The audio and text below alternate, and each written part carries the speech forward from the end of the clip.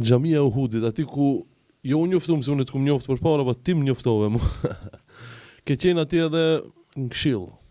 Do të thonë, alhamdulillah. Një koment për xhamin e Uhudit, lagjën e Dijonit.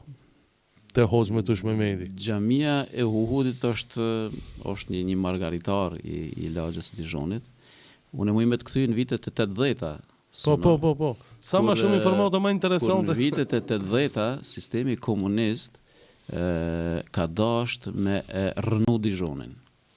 Krejt komplet. Po. Me i prish shtëpiat e Dijonit, edhe me e prishat kompaktësinë e banorëve që janë aty. Tash na mujë me thonë dikush e ka pas një jetin e mirë, qëllimin e mirë, si pushteti atër komunist, se ishin bën ndërtime më të bukura, më të mira në atë pjesë, e nuk ishin mbet Dijoni që shka mbet. Por jo, nuk është kanë ai qëllimi. Aty ju ka pengu ajo kompaktësi nuk ka pengu diçka tjetër. Aty ju ka pengu kompaktësia dhe deshtën me rënu, madje fillun me i prish disa shtëpia aty, dhe sot janë ato banisat e kuqe të Vukovarska të ndërtume të pjesa e shtëpive të rënume.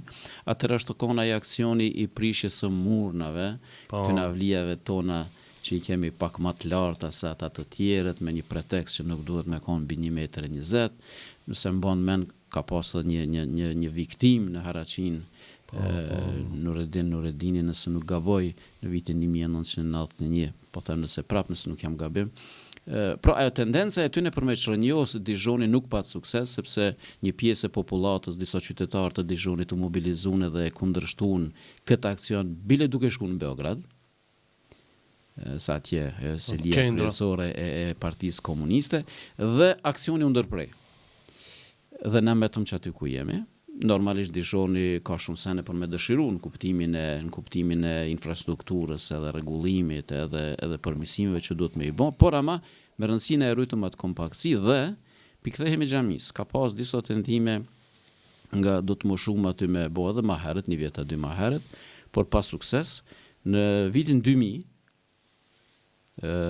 bashkë me disa djem të ri të lagjës aty, bashkë me disa shokë xhamatli, i ke pas edhe në pjesë në emisionin tanë, mos gabofsh edhe Sedatin, po. Haxhi Musa, Azemi, tash mos filloj se dikon ka me haru, nuk gëzoj me haru Haxhi Rasimin, Haxhi Huseinin dhe shumë të tjerë.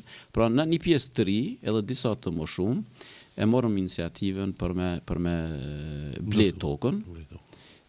Bletëm tokën në vitin 2000, dhe kishim idenë për me fillu ndërtimin 2001, por krisi konflikti ushtarak atëherë në Maqedoni. Në vitin 2001 në vendin ku e bletëm tokën e bënim një tend, një shator, e kemi shfryzuar tend disa muaj, mos ndoshta edhe një vit, që aty kemi bën namazet. Kurake shi normalisht që pak u bë ka vend aty me ujë, mirë po nuk ishte rëndësi sepse njerëzit e ndiqnin si një lloj xhamie edhe atë pjesë.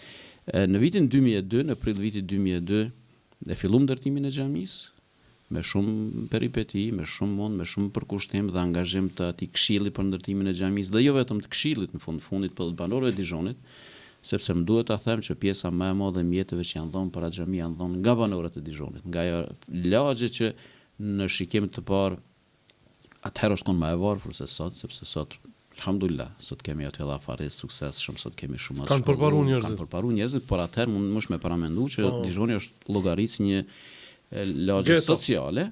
Pra njerëzit e asaj lagjeje kanë dhënë edhe dinarin e fundit, mos them edhe hallkën e fundit të arit për me u bë ajo xhami. Normalisht kemi pas mbështetje edhe për jashtë. Xhamitë e Maqedonisë kanë grumbullu, ka dhënë ndonjë donator, por kryesisht pra me mjetet të Dijonit dhe të banorëve të Shkupit dhe të Maqedonisë është bëja xhami. Dhe në vitin 2004, në tetor të vitit 2004 ne bëjmë edhe hapjen solemne të xhamisë, dhe prej atëherë xhamia e Dijonit funksionon alhamdulillah si një vend i faljes fillimisht, ku xhamatlit e kryjnë namazet ditore, por ama jo veç si vend i tubimit për namazet, por xhamia ka kontribuar shumë edhe për afërsinë sociale, për komunikimin, për bashkimin, për shoqërimin e njerëzve.